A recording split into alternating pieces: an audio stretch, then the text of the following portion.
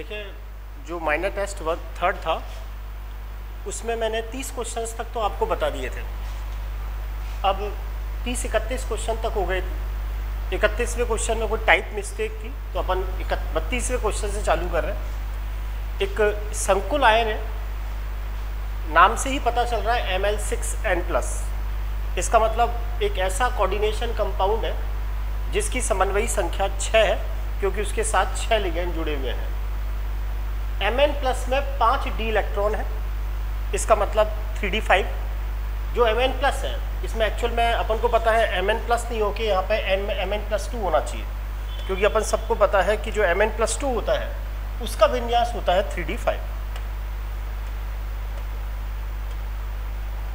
ये कहता है कि Mn+2 है और उसके अंदर 5 डी इलेक्ट्रॉन है, और इस जो कॉम्प्लेक्स है इसके अंदर ये कह रहा है कि जो लिगेंड है वो वीक है। तो वीक लिगेंड का मतलब यह है कि आपको पेयरिंग तो करनी ही नहीं है।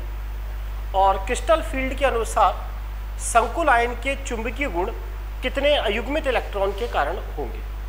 मतलब आपको दे रखा है कि एक कॉम्प्लेक्स है जिसका कोऑर्डिनेशन नंबर 6 है, और उसमें जो धातु आयन्स है उसके साथ जो लिगेंड जुड़े हुए हैं वो वीक लिगेंड है, और जो धातु आयन है वो Mn+2 है, और Mn+2 के अंदर अपन को पता है टोटल कितने अयुग्मित इलेक्ट्रॉन होते हैं, 5।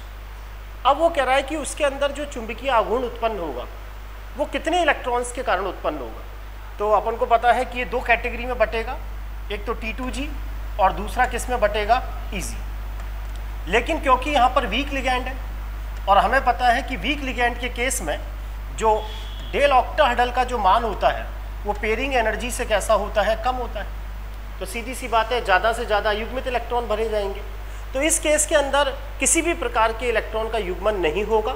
क्यों नहीं होगा? क्योंकि हमें दे रखा है यहाँ पर वीक टाइप का लिगेंड है, और इसीलिए इसके अंदर जो चुंबकीय आघूर्ण उत्पन्न होगा वो 5 अयुग्मित इलेक्ट्रॉन के कारण उत्पन्न होगा।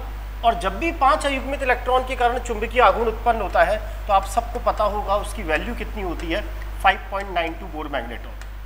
बस पिछली साल भी ये क्वेश्चन डायरेक्ट पूछा गया था फर्स्ट ग्रेड में कि Mn+2 के अंदर आपको स्पिन के कारण जो चुंबकीय आघूर्ण उत्पन्न होना है वो बताना था। डायरेक्ट फॉर्मूला लगाना था √n(n+2), और यहाँ पर अपन ने इसको क्वेश्चन की फॉर्म में बोल दिया कि एक कोऑर्डिनेशन कंपाउंड है Mn+2 का जिसके साथ 6 वीक लिगेंड जुड़े हुए हैं। अब आपको बताना है कि उसमें कितना चुंबकीय गुण उत्पन्न होगा। Next question.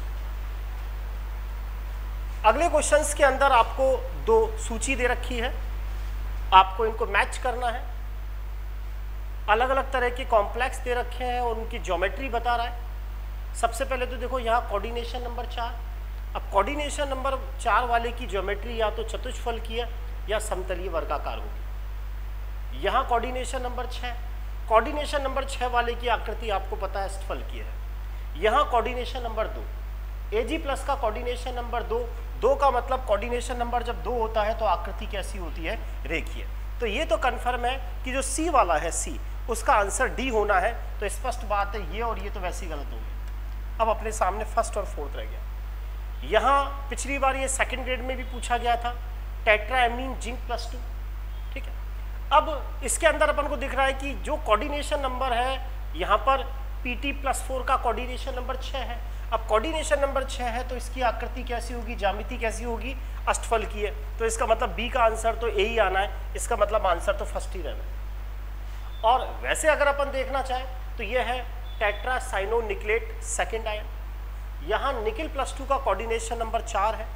कोऑर्डिनेशन नंबर जब 4 होता है तो आपको पता है या तो संकरण sp3 निकलेगा या dsp2 निकलेगा, क्योंकि साइनो प्रबल लिगेंड है और प्रबल लिगेंड होने के कारण इसमें sp3 तो निकल नहीं रहा, इसमें dsp2 निकलेगा। और dsp2 की जो शेप होती है वो आपको पता है समतल वर्गाकार या स्क्वायर प्लेनर होती है। तो इसका मतलब ए का आंसर तो बी होना है।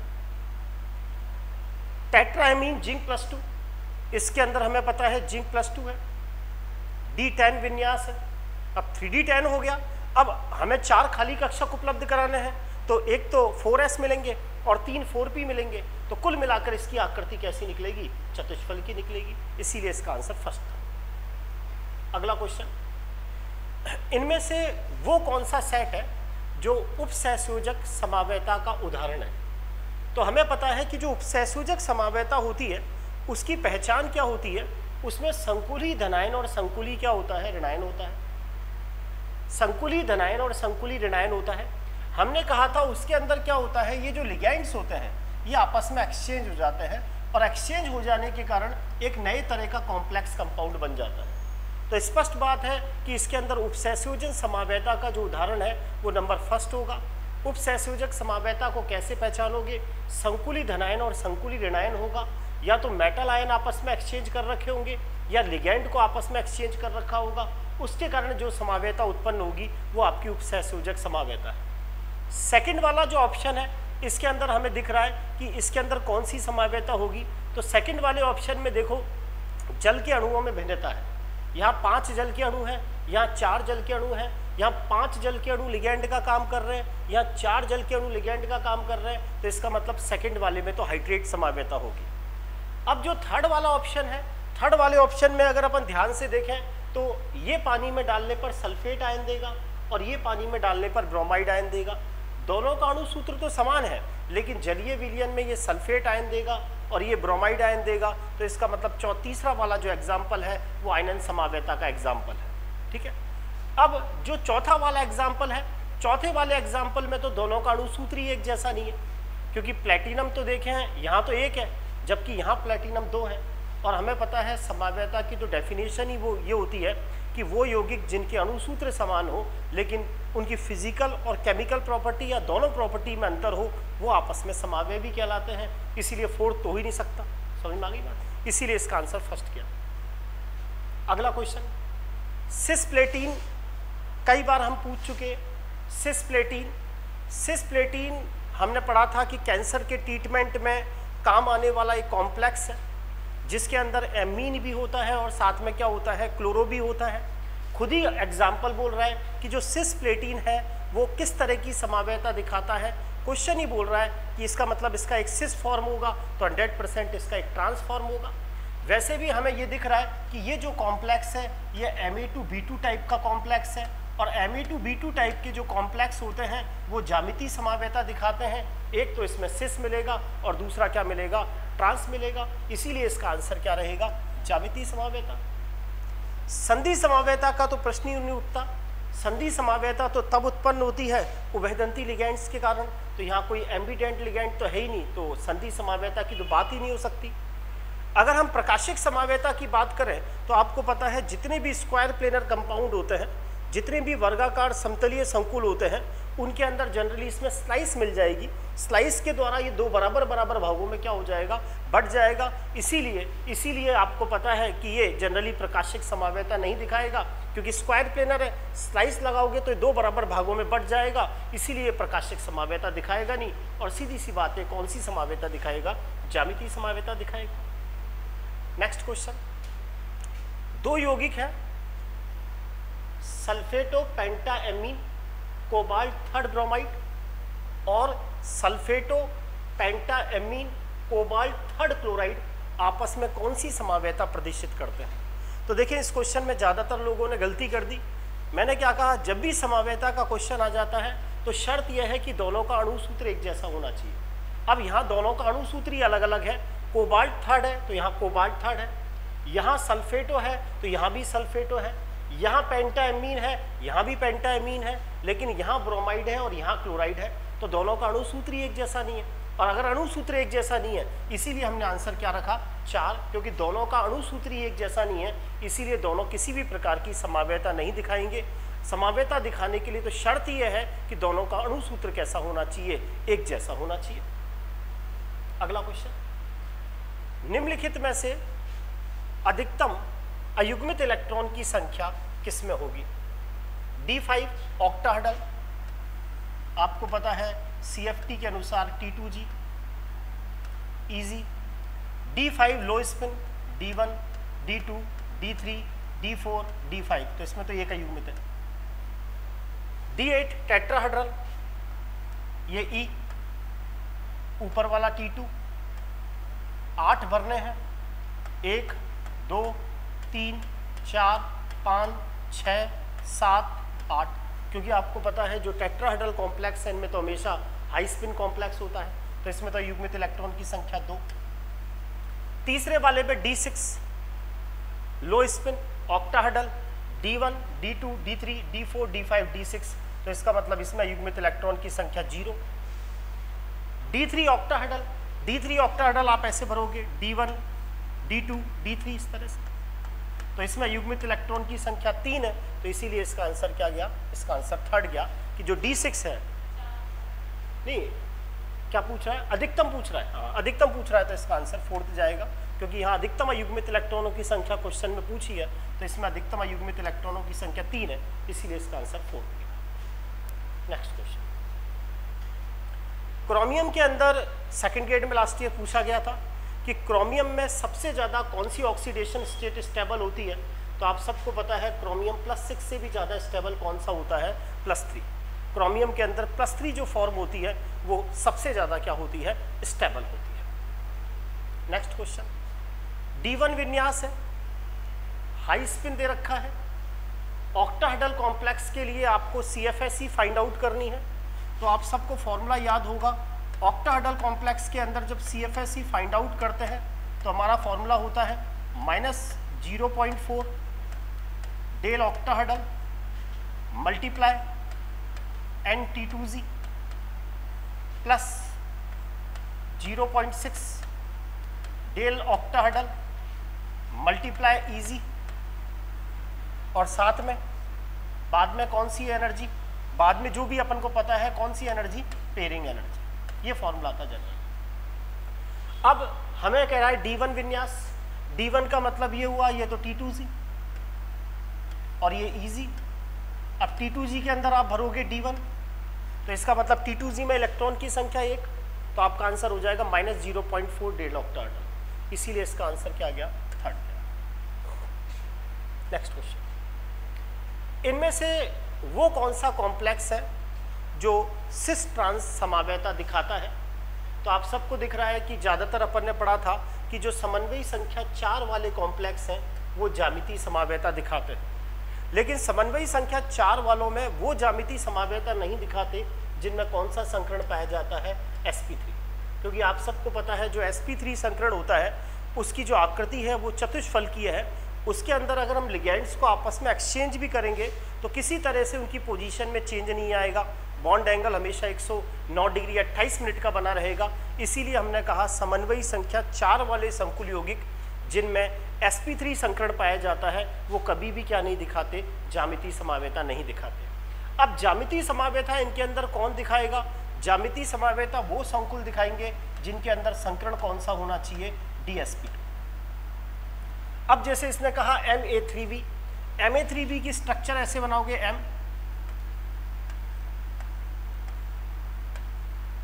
ये है Ma3b, A, B। इस समय अगर देखोगे 2 ट्रांस में AA है और 1 ट्रांस में AB। अगर मैं किसी भी लिगेंड को आपस में एक्सचेंज करके देखूंगा तो भी मुझे 2 ट्रांस में AA और क्या मिलेंगे, AB। इसका मतलब फर्स्ट वाला क्या नहीं दिखाएगा, आपकी ज्यामितीय समावयता नहीं दिखाएगा। आप चाहो करके देख लो इस तरह से, M, जैसे मान लो मैं इन 2 को एक्सचेंज करूँ आपस में, इन 2 को, तो A, B, A, अभी भी ट्रांस में AA और AB है, कोई नई स्ट्रक्चर नहीं बनी, इसलिए फर्स्ट वाला तो आपका GI दिखाएगा। अब अपन चेक करते हैं इसको, इसके अंदर क्या रह गया, इसमें ये दोनों एक जैसे, इसको एक Ma का स्क्वायर होगा, ये है एक, ये होगा Ma का स्क्वायर और एक Ma का स्क्वायर, ठीक है। अब ये है Ma2B2, ये तो अपन को पता है दिखाएगा ही, क्योंकि इसका सबसे अच्छा उदाहरण सिस्प्लेटिन होता है। वैसे भी देख लो, M,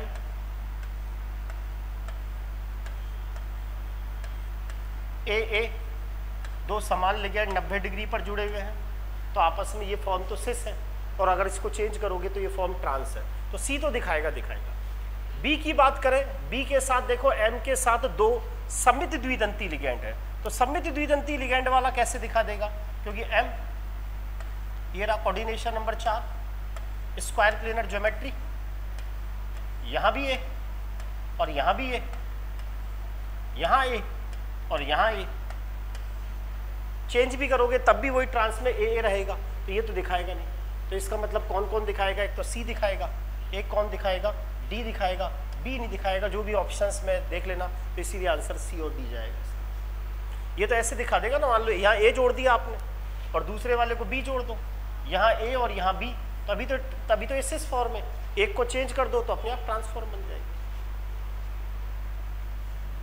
next question, John Taylor प्रभाव किसकी ज्यामिति को प्रभावित करता है? तो हमने पढ़ा था कि जो अरेखीय अणु होते हैं, जो नॉन लीनियर मॉलिक्यूल्स होते हैं, जब उनमें इलेक्ट्रॉन का असम्मित प्रभाव हो या इलेक्ट्रॉन का असम्मित भराव हो, तो हमने कहा था जॉन टेलर प्रभाव देखने को मिलता है। अब जैसे पहला ऑप्शन है निकेल +2, अब निकेल +2 के अंदर आप सबको पता है निकेल +2 है और निकेल +2 का विन्यास होता है 3d8, निकेल +2 का विन्यास है 3d8। एमीन आपको पता है प्रबल लिगैंड है, प्रबल लिगैंड है। अब जॉन टेलर प्रभाव निम्न में से किसकी ज्यामिति को क्या करेगा, प्रभावित करेगा? अब यहां अपन क्या करेंगे, देखें, फर्स्ट NiNH3 2+, इसका मतलब निकेल +2। पहले सेकंड वाले को चेक करें, Cu, यही था ना बेटा ऑप्शंस में, एक बार इसको देखते हैं। सी, जैसे इसको देखते हैं CuNH3 4+2, तो यहां आपको दिख रहा है कॉपर +2 और यहां अपन को दिख रहा है Mn +2। X ये अधूरा रह गया, कोई नहीं, आंसर एक बार वो पेपर लाओगे, एक बार देना, कोई वो मिस्टेक तो नहीं रहेगी इसमें, पेपर थोड़ी लाओगे। देखो एक बार इसमें क्या है, मुझे ये देखना है कि इलेक्ट्रॉन का सम्मित भराव है या नहीं। अब जैसे इसमें दे रखा है Ni +2 3d8, ठीक है, 3d8 कैसे भरेंगे अपन, ऐसे ही तो भरेंगे, ये तो T2G और ये है Eg, तो D1 D2 D3 D4 D5 D6 D7 और D8, ये तो सिमेट्रिकल है, सम्मित भराव है। सेकंड वाले को देखो, कॉपर +2, ये कैसे भरोगे, जैसे 3d9 भरना है, D1 D2 D3 D4 D5 D6 D7 D8 और D9, ये इसमें इलेक्ट्रॉन का कैसा भराव है, असम्मित भराव है। सम्मित तो हम तब मानते हैं जब ये भी पूर्ण पेयर हो और ये भी पूर्ण पेयर हो, आगे ध्यान, तो इसीलिए इसका जो आंसर है वो क्या जाएगा, सेकंड जाएगा। इसमें MnCl4 2- था क्या, पेपर में देख लेंगे एक बार, MnCl4 -2 अगर चेक करें तो x - 4 = -2, हाँ तो ठीक है, Mn +2 हो गया। अब अपन सबको पता है 3d5 तो ऐसे भरोगे, सब में एक एक युग्मित इलेक्ट्रॉन भरा जाएगा, तो सीधी सी बात है, ठीक है, सम्मित बराबर, इसीलिए आंसर सेकंड गया। अगला क्वेश्चन, ये वाला क्वेश्चन आपको फाइनली डायरेक्ट याद रखना है। एक मैंने पहले भी बता रखा है, राजस्थान बोर्ड की बुक में एक पीछे टेबल बनी हुई है, और अगर अपन जनरली इस पर हर साल क्वेश्चन आता है कि ये कॉम्प्लेक्स है, अगर इस वेवलेंथ को एब्जॉर्ब करता है तो ये कॉम्प्लेक्स कैसे रंग का दिखाई देगा। तो हमें पता है कि जिस तरंगदैर्ध्य को कंपाउंड एब्जॉर्ब करता है उसका पूरा रंग हमको दिखाई देता है।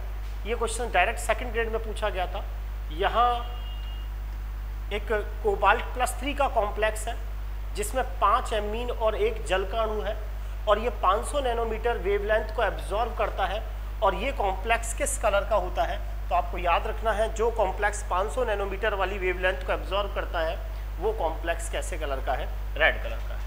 नेक्स्ट क्वेश्चन, इनमें से कौन सा कॉम्प्लेक्स वो है जो संकुल ज्यामिति प्रदर्शित नहीं करता। इस तरह का क्वेश्चन आता ये कोऑर्डिनेशन नंबर 4 करेगा, क्योंकि ये प्लैटिनम +2 का कॉम्प्लेक्स है।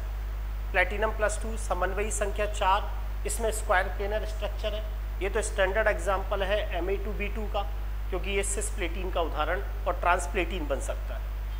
ये नहीं होगा क्योंकि हमें पहले ही पता है जो निकेल टेट्रा कार्बोनिल है इसके अंदर sp3 संकरण होता है, इसकी आकृति चतुष्फलकीय होती है।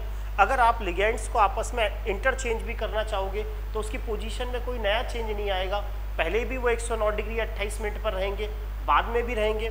फर्स्ट ग्रेड इस क्वेश्चन को कई बार पूछ चुका। इनमें से वो कौन सा कॉम्प्लेक्स है जो ज्यामितीय समावयता नहीं दिखाएगा, अच्छे से याद रख ले। कोऑर्डिनेशन नंबर जिसका 4 और जिसमें sp3 संकरण हो वो नहीं दिखाता।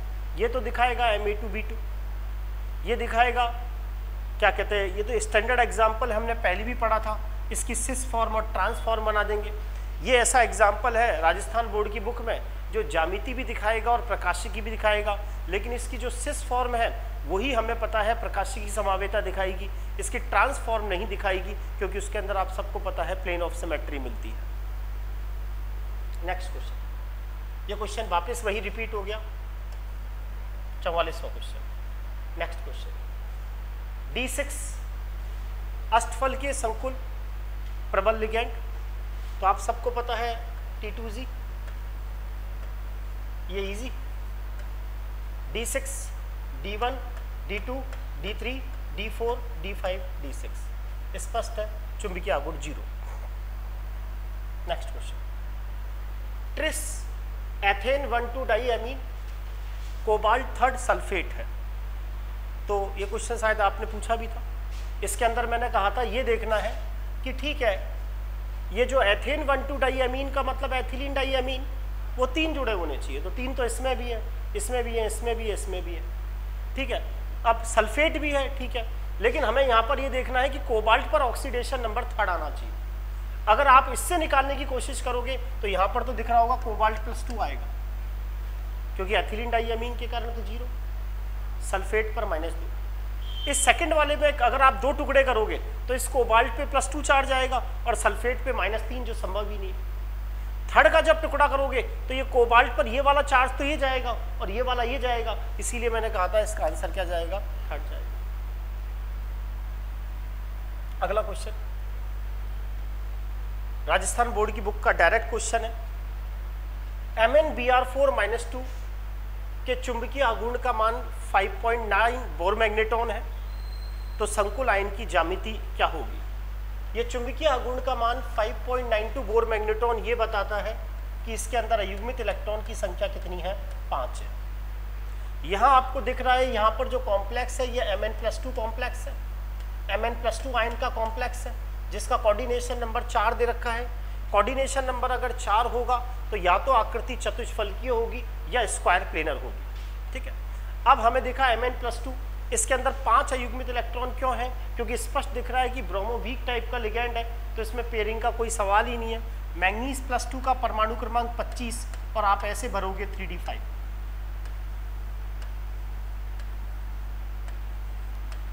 D1, D2, D3, D4, D5। एक पड़ा हुआ है खाली 4s और आगे पड़ा हुआ है 4p।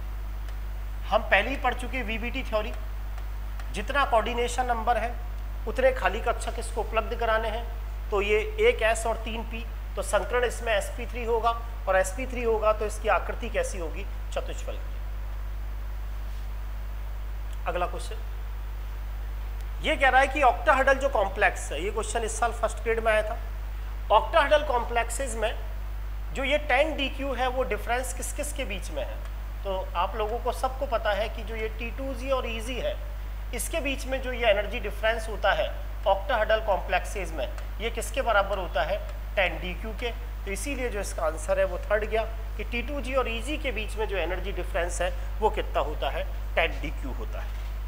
नेक्स्ट क्वेश्चन, वापिस यहाँ क्वेश्चन से पहचानना है कि डेल ऑक्टाहेड्रल है कि आपको CFSE फाइंड आउट करनी है किसकी, डेल ऑक्टाहेड्रल कॉम्प्लेक्सेस।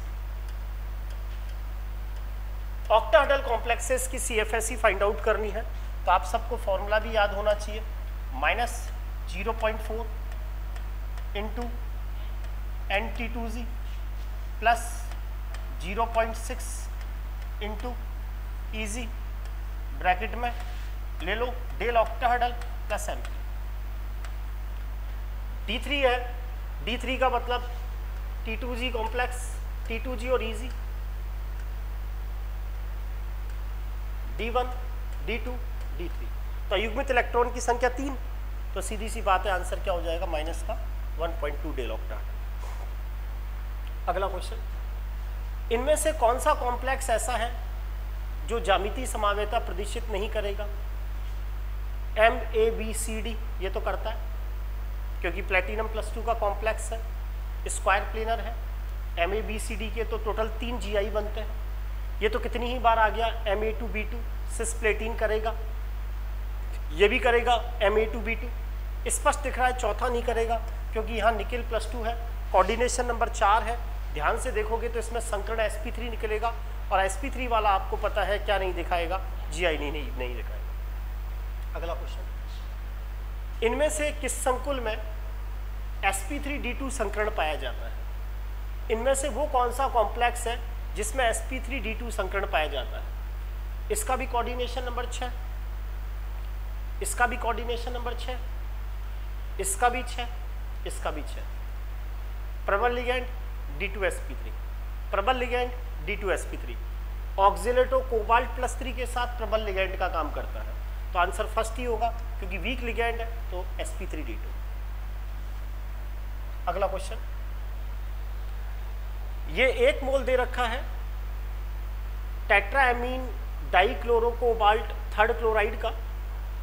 अगर आप इसमें AgNO3 मिलाओगे तो ये तो क्लोराइड देगा ही नहीं क्योंकि ये तो समन्वयी क्षेत्र में है, तो ये आपको 1 मोल क्लोराइड आयन देगा, जो 1 मोल Ag+ से रिएक्शन करके क्या बना लेंगे, 1 मोल AgCl बना लेंगे। नेक्स्ट क्वेश्चन, इनमें से वो कौन सा कॉम्प्लेक्स है जिसका चुंबकीय आघूर्ण उच्चतम होगा? हाई स्पिन जो कॉम्प्लेक्स होते हैं उनका चुंबकीय आघूर्ण जनरली उच्चतम होता है। यहां पेयरिंग होगी, यहां पेयरिंग होगी Fe+3 और यहां इन दोनों में पेयरिंग नहीं होगी, तो या तो युग्मित इलेक्ट्रॉन की संख्या इसमें ज्यादा आएगी या इसमें आएगी। अगर आप इसमें देखेंगे तो इसके अंदर है Fe+3 क्योंकि आप जानते हो x -6 = -3, तो यहाँ Fe+3। अब आयरन का परमाणु क्रमांक सबको पता है कितना है, 26। विन्यास क्या है, 3d6 3 चले गए तो d5, इसका मतलब इसमें 5 अयुग्मित इलेक्ट्रॉन सबसे ज्यादा होंगे। यही एक ऐसा केस होगा जब आप सबको पता है युग्मित इलेक्ट्रॉन की संख्या 5 होती है तो ही चुंबकीय आघूर्ण सबसे ज्यादा निकल के आता है 5.92 बोर मैग्नेट्रॉन। अब यहाँ कोबाल्ट +3 है, अब कोबाल्ट +3 के अंदर आप देखोगे तो विन्यास क्या हो जाएगा, 3d7 3 चले जाएंगे तो d6 और d6 के अंदर तो 4 युग्मित रह जाएंगे। अगला क्वेश्चन, ये तो अभी भी बताया था टेट्राएमीन जिंक +2 कोऑर्डिनेशन नंबर 4, या तो आकृति होगी चतुष्फलकीय या वर्ग समतलीय, D10 विन्यास है तो पेयरिंग का तो कोई सवाल ही नहीं, 3d10 पूरा भर गया, एक S खाली, 3p 4s और 4p, तो संकरण कौन सा होगा, sp3, और आकृति कैसी होगी, चतुष्फलकीय। लास्ट क्वेश्चन, लुईस के अनुसार सबको पता है जो लिगैंड है वो लॉन पेयर दाता है, और जो लॉन पेयर दाता होता है वो क्या कहलाता है, लुईस क्षार कहलाता है, इसीलिए 55 का आंसर सेकंड होगा। तो मेरे हिसाब से 1-2 क्वेश्चन में जो करेक्शन हो उनको सही कर लेना आप, और ज़्यादातर सारे क्वेश्चन आपसे हो गए होंगे, ठीक है। अब बेटा नेक्स्ट एक थोड़ा सा एक चेंज करेंगे, रीफॉर्मेट्स की रिएक्शन वापस लिखेंगे, उसमें थोड़ा सा मैंने हटाई भी है वो, उसको एक नए सिरे से लिखना भी आप, ठीक है। 1 मिनट बेटा, 1 मिनट बाद वापस चालू करेंगे।